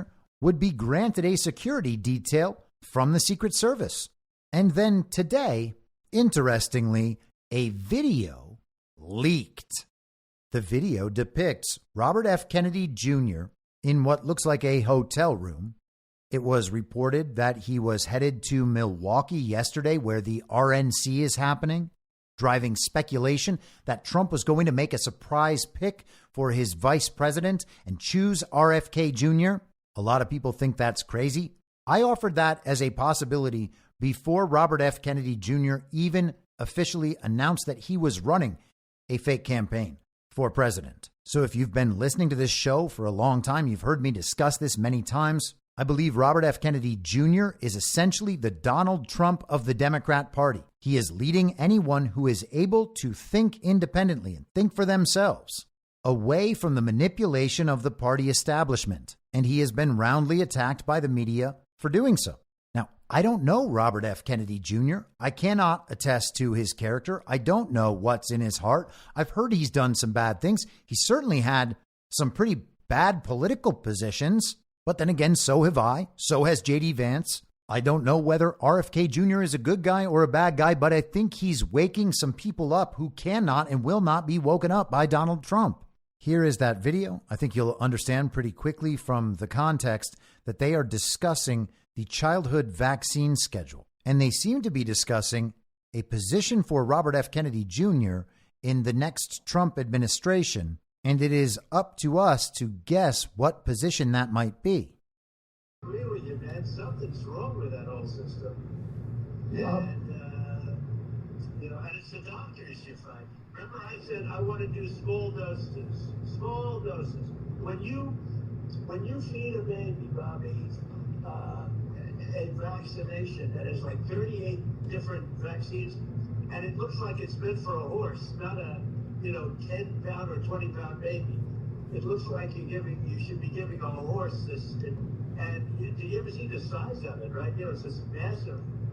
And then you see the baby all of a sudden starting to change radically. I've seen it too many times. And then you hear that it doesn't have an impact, right? But you and I talked about that a long time ago. And anyway, I would love you to do something. And I think it'll be so good for you and so big for you. And we're going to win. We're going to win. We're way ahead of the guy. And, he's interesting. It was very nice, actually. He called me. And he said, how did you choose to move to the right? So I guess that's, people see it. If I was looking straight on, right? He said, I said, I was just showing a chart. I didn't have to tell him the chart was on all the people pouring into our country, right? But I just turned my head to show the chart. And something wrapped me. It felt like a giant, like the world's largest mosquito. And it was a bullet going around. What do they call that, an AR-15 or something? That was a big gun. Those are pretty tough guns, right?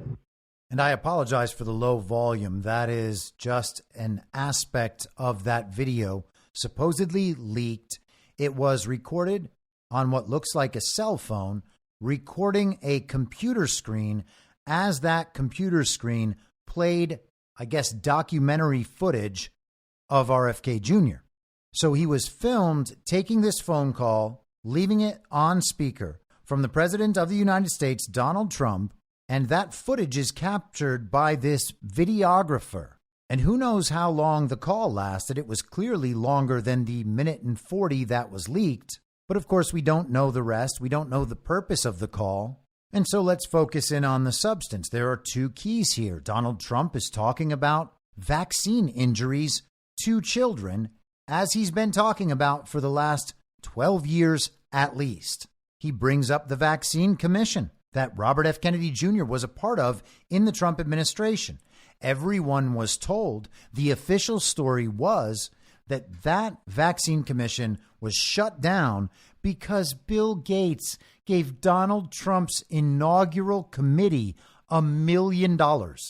Yes, the billionaire decided to ignore childhood vaccinations, a focus that he had had for years, and then pushed a vaccine genocide during COVID for $1 million from Big Pharma and its associates.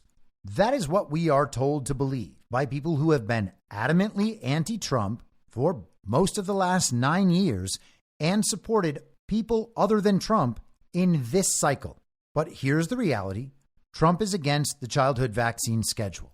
Now, this video has gone viral, so everybody's going to hear it. All of RFK Jr.'s supporters will now know that Trump is against the childhood vaccine schedule. And the truth is, he's been that way for a long time. We've talked about it on this show many times. Trump has said many times in speeches that he is going to remove all federal funding from any schools or universities pushing mask or vaccine mandates. Once he does that, that means the childhood vaccination schedule in order to attend school is gone. And all of a sudden, kids are not getting vaccinated anymore. And the pharma companies are not reaping all of the profits from that childhood vaccination schedule. And I doubt that anyone has spent more time making the argument that no matter what the ultimate truth on the COVID vaccinations is, Donald Trump was not responsible for anyone taking that shot. And it's funny to take a look back at that issue at this point, because all of the people who were implying, all of the Ron DeSantis people, the Nikki Haley people, the Vivek people, etc., who were implying that Donald Trump was responsible for the outcomes of Joe Biden's vaccine mandate, are now supporting Donald Trump in spite of essentially accusing him of genocide. And it becomes immediately obvious that that was never a principled argument they were making. Donald Trump let the American public know absolutely every single thing the American public needed to know to refuse to take that vaccine. He called COVID a hoax and said it would just go away. The governors in the states were responsible for lockdowns. They were responsible for the COVID restrictions, not Donald Trump. And he recommended all the possible therapies that were available to deal with COVID that would have made it impossible to get an emergency use authorization for the vaccine, except the federal agencies barred the use of those alternative therapies, justifying the EUA. Ultimately, it was everybody's personal choice, and they don't want to take responsibility for that choice, just like a lot of those same people have still not accounted for the fact that no one believes Joe Biden received 81 million real lawful American votes. Shortly after the video made its rounds on the internet, RFK Jr. said on X, formerly Twitter, "When President Trump called me, I was taping with an in-house videographer. I should have ordered the videographer to stop recording immediately. I am mortified that this was posted. I apologize to the president." And many internet sleuths out there have linked to a post on an anonymous message board.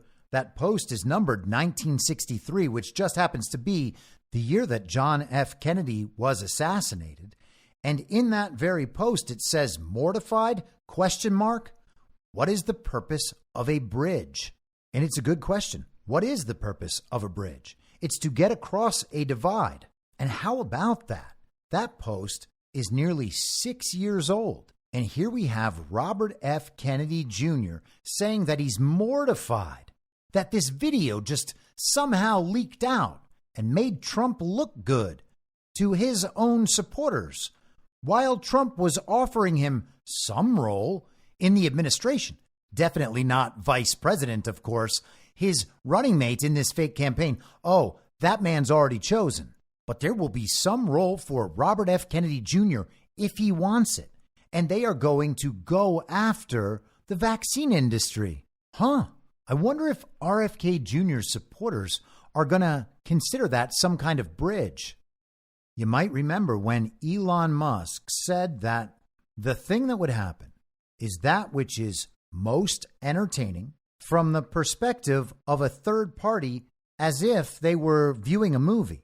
And Elon Musk supports the selection of JD Vance for Trump's running mate, despite it not being entertaining at all, being probably more normie-oriented than anything we've seen in a long time. But hey, maybe it'll be entertaining later. Either way, it's totally set in stone. Donald Trump has selected his running mate in this fake campaign. And JD Vance, well, he's just going to be the next vice president no matter what.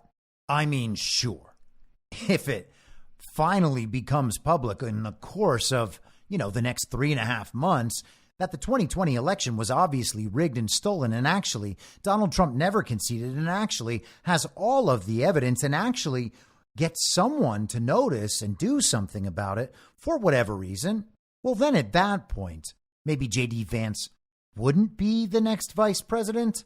I mean, it's so weird to even think about, since it's not a real campaign or election in the first place. But since the authorities haven't told us that, we should pretend that it is all real and just assume everything is set in stone, and then do what we're told. Be happy that our new God King has been anointed for us, and respond with praise as an act of fealty. Let's not pursue the truth. The truth has been given to us. It is our job merely to follow it. And I know, all of that is crazy. I'm saying things that the television would say just simply aren't possible. JD Vance has received his party's official nomination, you see. This here story is out of twists. We are just going to hold on for dear life for the next 3.5 months, and then we're going to go push some buttons on an iPad screen attached to a black box, and then we're just going to celebrate forever. Mission accomplished. Plan completed. The TV will tell us that we have won this rigged election, something that's not even possible. And I'm not saying it's not possible to win. It's just not possible to win a rigged election. That's not winning. That's just being chosen as the beneficiary of the rigging, or as the most plausible puppet. And I don't think that we want those situations. Now, we're told that Donald Trump in his RNC speech will be a little more subdued and a little more responsible. The assassination event has changed him. It has softened him. It has maybe even warmed him up, made him more conciliatory to those who are opposed to him. What kind of message will that be? Will it be unifying? I mean, Donald Trump and the RNC have been at war at various points over the past 9 years. The GOP establishment attempted to manipulate their way into putting someone at the RNC they could control, and that person was meant to be Harmeet Dillon. Donald Trump basically had to take over, and he installed his daughter-in-law, Laura, to run it along with a man named Michael Whatley. And they were supposed to start cleaning things up and setting up an apparatus to defend free and fair elections and defend the vote, guard the vote, as he calls it. And maybe all that is happening.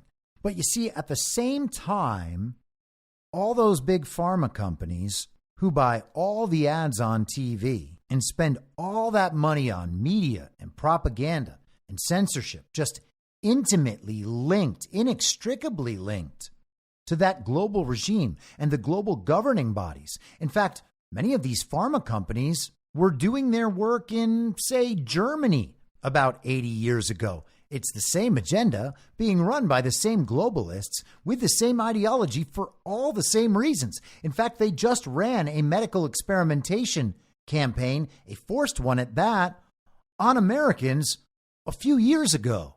And the Republican establishment went right along with that. All the people operating in that info op, well, they pushed the vaccine, save for maybe 3 or 4 of them. Most of them got it. Most of them promoted it. Many of them blamed Donald Trump for it, despite them having no problem with attempting to convince people to do it.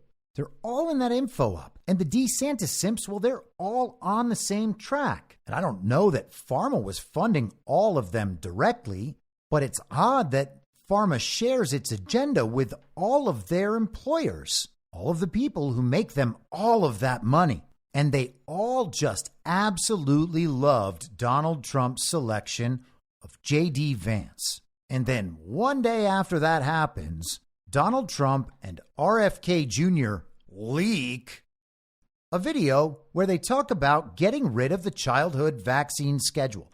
How does it happen? How will pharma react? What will pharma do when all its little puppets in the GOP establishment are gathered together in the same place with the eyes of the nation on them? What could happen? Well, I guess we'll just have to see. Or maybe we won't. Maybe we'll just not bother observing any of this. We'll just shut up and do as we're told, believe as we're told to believe, because that's what the truth community is all about. Live not by lies. unless they're being told by the good guys. All right. So tomorrow's live stream for paid subscribers is going to be a little bit earlier than usual.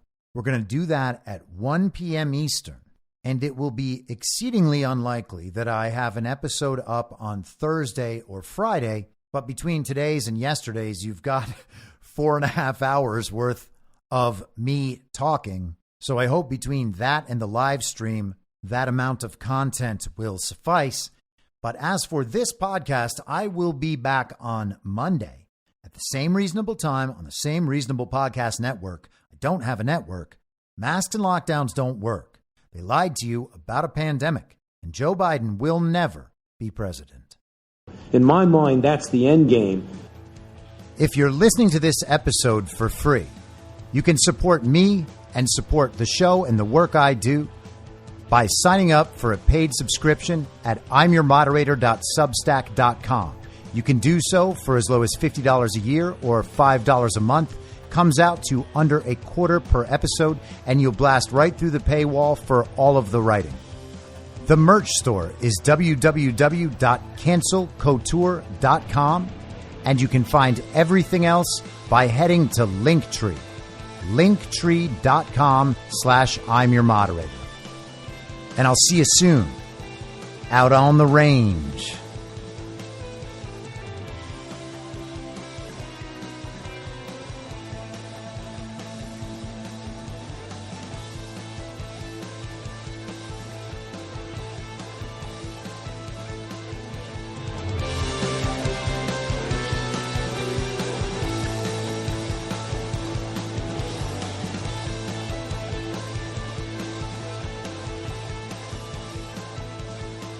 It's happening!